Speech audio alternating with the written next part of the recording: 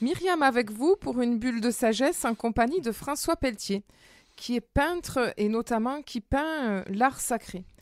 Alors François, je dois vous avouer quelque chose et j'avoue également aux auditeurs que je vous ai rencontré à travers justement votre œuvre.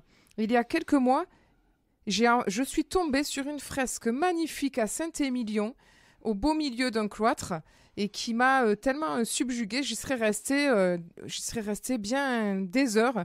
Alors je l'ai filmée et nous étions avec mes enfants émerveillés de voir à quel point c'était de l'art pour nous, à mes yeux, inspiré. C'est-à-dire qu'on ne s'attend pas du tout à ça. Il faut vraiment venir voir cette fresque-là. J'invite tous les auditeurs à découvrir déjà le beau village de Saint-Émilion et puis ce joyau, cette fresque. Alors, il y a des coulisses que j'aimerais que vous nous racontiez. Comment ça s'est passé, l'histoire de cette fresque qui dépeint, en fait, il faut le dire, l'Apocalypse?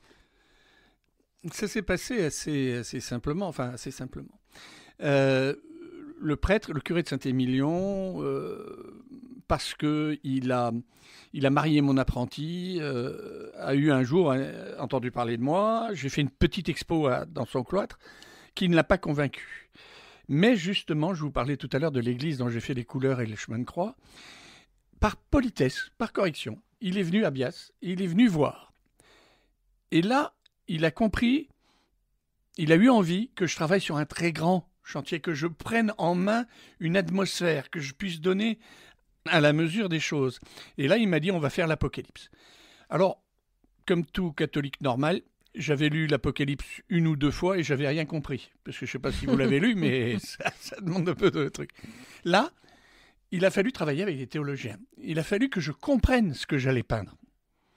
Parce qu'on a fait un premier essai, mauvais, qui était une sorte d'illustration. Il avait un peu d'argent, je faisais mon tableau, etc., etc. Et on est arrivé au chapitre 18 et on s'est assis tous les deux, le curé et moi, et on s'est dit c'est mauvais. C'est mauvais, pas les tableaux n'étaient pas mauvais en eux-mêmes, mais l'ensemble n'avait pas d'intérêt parce que c'était de l'illustration, c'était de la mauvaise BD, si on veut. Et là, ce prêtre a eu une inspiration complètement folle pour moi. Là, c'est un très très grand courage. Il m'a dit, c'est pas que vous n'êtes pas capable, c'est parce que vous faites trop de choses. Donc, je vous demande une chose, vous résiliez tous vos contrats et vous travaillez uniquement pour moi. Et je lui dis, ouais, mais petit problème, j'ai une femme, des enfants, enfin, j'ai une maison. Il m'a dit, c'est pas grave, on va trouver. Et on a trouvé entre les gens du vin, les gens de etc., etc. Et il m'a dit, maintenant, vous vous occupez plus, et ça, c'est le rêve de l'artiste, vous vous occupez plus du temps. S'il vous faut du temps pour réfléchir, pour trouver quelque chose, prenez-le. On n'est pas là, on est là pour faire une œuvre, pas pour travailler à la bourre, pour finir, etc. Et là, la première chose, j'ai rien fait pendant 4 mois.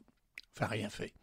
J'ai lu énormément, j'ai rencontré des théologiens, j'ai discuté sur ce qu'était l'Apocalypse. Qu'est-ce que c'est que l'Apocalypse ?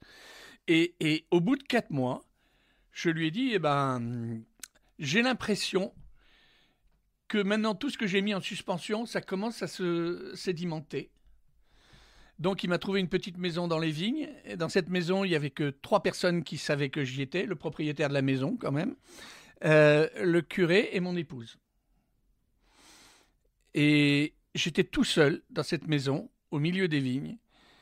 Et j'ai laissé le temps qu'il fallait pour que ça sédimente. Pour que je comprenne ce que j'allais faire. Et j'ai demandé à ce moment-là une double autorisation à l'Église, puisque, encore une fois, dans le discours, je demande l'autorisation. 1, ne pas faire de chronologie, mais faire, justement parce que je m'en sentais capable, une apocalypse synthétique. Voilà, ça c'est la première chose. Et puis, la seconde chose, c'est qu'il y ait 2 fois la femme pour des questions particulières. Et l'Église m'a dit oui, et à partir de là, on a pu commencer à travailler.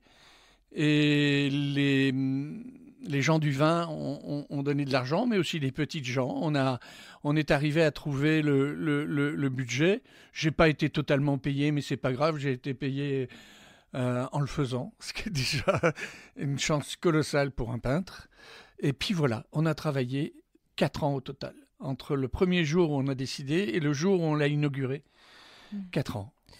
Mais alors, j'aimerais bien que vous nous disiez comment concrètement, vous êtes devant votre page blanche, enfin j'imagine, votre toile, parce qu'en fait c'est sur des murs. Mais comment est-ce que l'image, elle vient à vous, elle s'impose? Parce que nous, on parle souvent avec Patrick des fameuses images inspirées. Alors, comment elles viennent, ces images? J'en sais rien. Si je le savais, j'irais toujours les chercher. J'irais toujours les chercher et je ferais que des bonnes choses. Quand j'ai une vraie idée, si j'en avais tout le temps, ça se saurait, quoi. Je serais un plus grand peintre que je ne suis. Mais fondamentalement, il y a des choses qu'on sent. Je vais vous prendre un exemple. Parce que vous allez comprendre mieux. Il y a des choses qu'on sent et puis il y a des choses on ne sait pas trop comment. Et il y a beaucoup de travail quand même derrière. Hein. Je suis beaucoup plus un bœuf qu'une gazelle. J'ai besoin de labourer longuement. Il y a dans l'Apocalypse 2 fois la description de la Trinité, le Père, le Fils et le Saint-Esprit. Je les lis, je les regarde et je me dis, mais moi je ne les vois pas pareil, je ne les vois pas de la même manière. Et pourtant c'est toujours la Trinité, donc je me creuse la tête. Mais je sens, ça c'est des choses que je sens. Donc j'écris à mes 2 théologiens, un dominicain qui vit en Suisse et un ermite qui vit dans les montagnes du Minervois. Et je leur dis, mais je sens que c'est pas la même chose. Qu'est-ce qui se passe? Pourquoi c'est pas la même chose? Et là, ils me disent, on va pas rentrer dedans, mais ils me disent, mais parce qu'il y a 2 trinités. Il y a la Trinité, une Trinité qu'on appelle la Trinité active et la Trinité contemplative. Je savais pas du tout, parce que je suis pas théologien. Mais c'est là que l'artiste doit trouver les choses, c'est-à-dire qu'il sent, on doit quand même sentir. Il y a une partie qui est une sensation. Et je différencie beaucoup l'intuition de l'instinct. L'instinct, quelque chose de brut. L'intuition que je peux avoir, c'est la somme de tous mes savoirs qui s'agglomèrent de manière inconsciente. Mais dans l'intuition, il y a tout ce que j'ai travaillé. Alors que dans l'instinct, pas. L'instinct, c'est quelque chose qui vient comme ça. Mais l'intuition, c'est parce que j'ai travaillé des heures, des jours, des machins, etc., que je me dis, c'est par là qu'est la faille. Ah oui. Et évidemment, quand vous avez une idée, après, il y a la mise en place. Et puis, pour moi, ces idées ne viennent pas vite parce que c'est pas mon tempérament, mais parce qu'aussi, je veux toujours avoir en tête l'insatisfaction de moi-même. Je me dis, mais tu pourrais pas le dire mieux? Tu pourrais pas être un peu plus finot, et donc tu retravailles. Vous savez, en dernière année des Beaux-Arts, j'ai eu une femme, comme prof, une femme extraordinaire. Alors, c'était un poème, mais bon, c'était les Beaux-Arts. Elle était veuve d'un grand peintre.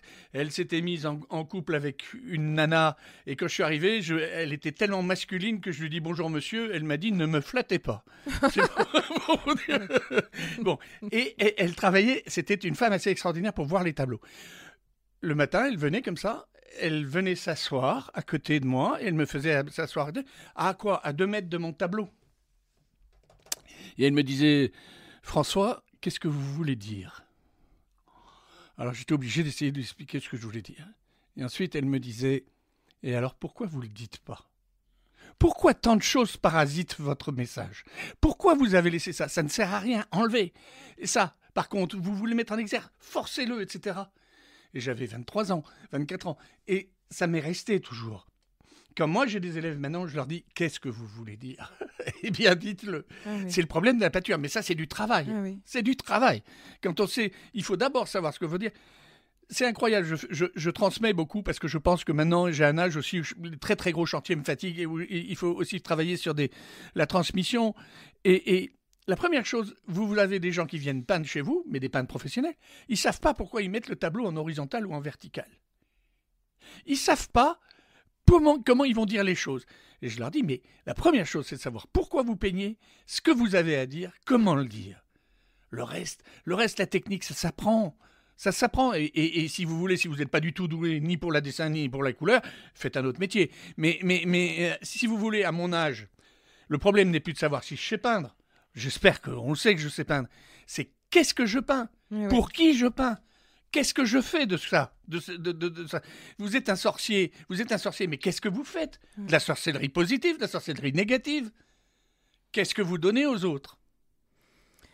Eh bien, merci François. Je vous propose une deuxième pause et merci de nous partager avec passion votre art.